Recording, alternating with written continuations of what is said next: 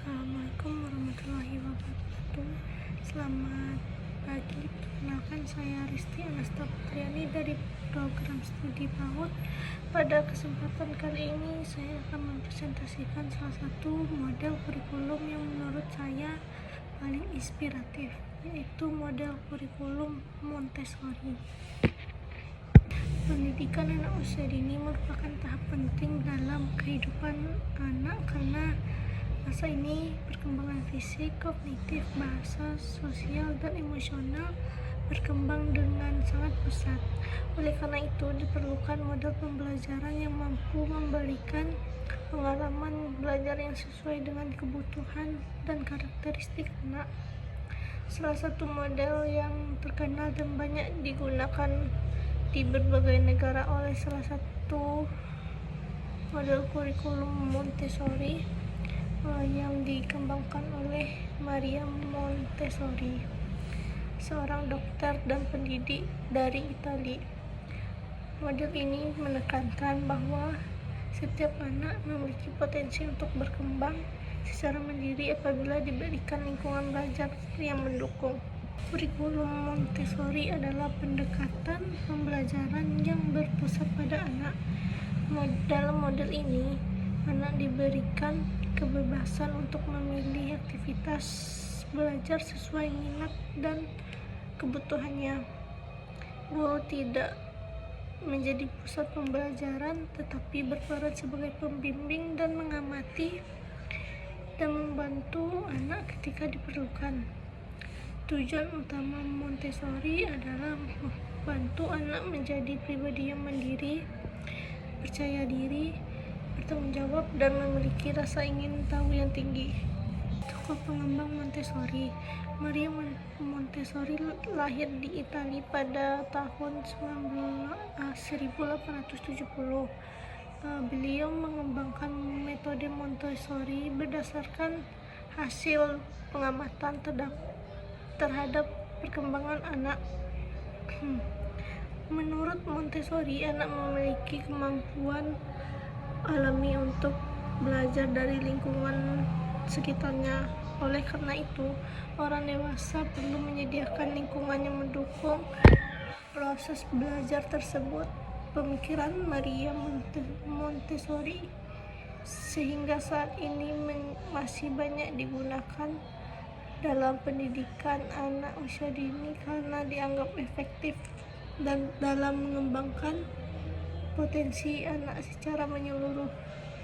Prinsip-prinsip Montessori. 1. Private environment, lingkungan yang dipersiapkan.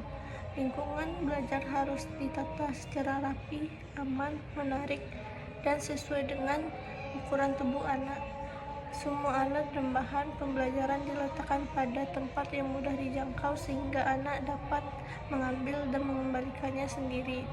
Dengan lingkungan yang tertata baik, anak belajar bertanggung jawab terhadap benda-benda yang digunakan. Yang kedua, kemandirian anak. Kemandirian merupakan salah satu faktor utama dalam Montessori. Anak diajarkan melakukan berbagai kegiatan sehari-hari secara mandiri, seperti memakai sepatu, merapikan mainan, cuci tangan, dan menyimpan alat belajar setelah digunakan. Melalui kegiatan tersebut, anak belajar bertanggung jawab dan memiliki rasa percaya diri terhadap kemampuannya sendiri. Yang ketiga yaitu auto education, belajar mandiri. Montessori percaya bahwa anak mampu belajar secara mandiri melalui pengalaman langsung. Guru hanya memberikan arahan seperlunya, sedangkan anak diberikan kesempatan untuk menemukan pengetahuan melalui aktivitas yang dilakukan. Dengan cara ini, anak menjadi lebih efektif dan tidak hanya bergantung pada penjelasan guru. Selanjutnya yaitu peran guru dalam Montessori. Dalam kurikulum Montessori, guru berperan sebagai fasilitator dan pengamat. Guru mengamati minat serta kebutuhan anak, kemudian menyediakan aktivitas yang sesuai dengan tahap perkembangannya, Guru juga memberikan bantuan ketika anak mengalami kesulitan, namun tidak langsung menyelesaikan masalah untuk anak. Hal ini bertujuan agar anak berpikir dan mencari solusi sendiri. Selanjutnya ada kelebihan kurikulum Montessori. Beberapa kelebihan kurikulum Montessori antara lain, yang pertama yaitu mengembangkan kemandirian anak sejak dini, meningkatkan rasa percaya diri anak, membantu anak belajar sesuai kemampuan dan kecepatan masing-masing, melatih konsentrasi dan bertanggung jawab. Yang selanjutnya, mendorong anak menjadi lebih aktif dalam proses pembelajaran, mengembangkan keterampilan hidup yang berguna dalam kehidupan sehari-hari.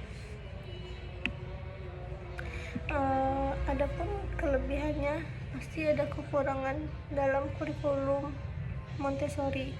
Selain memiliki kelebihan, Montessori juga memiliki beberapa kekurangan seperti membutuhkan alat dan lingkungan belajar yang khusus, memerlukan guru yang memahami metode Montessori dengan baik, biaya penyediaan media pembelajaran terkadang cukup tinggi.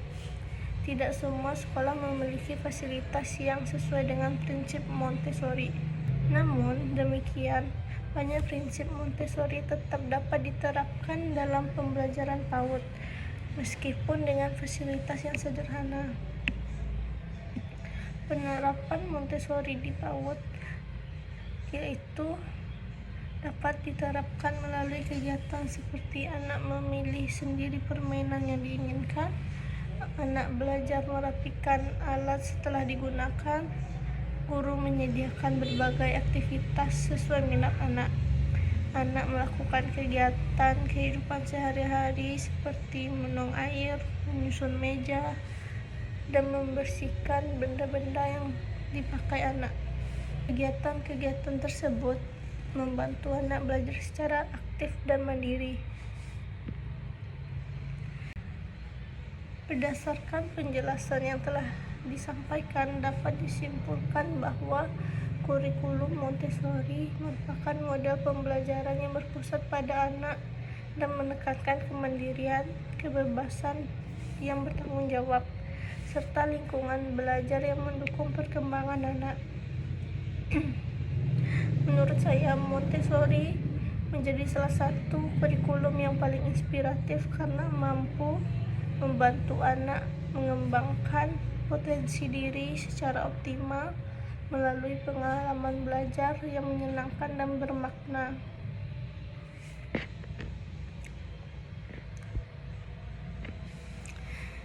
Sekian yang dapat saya sampaikan. Terima kasih atas perhatiannya.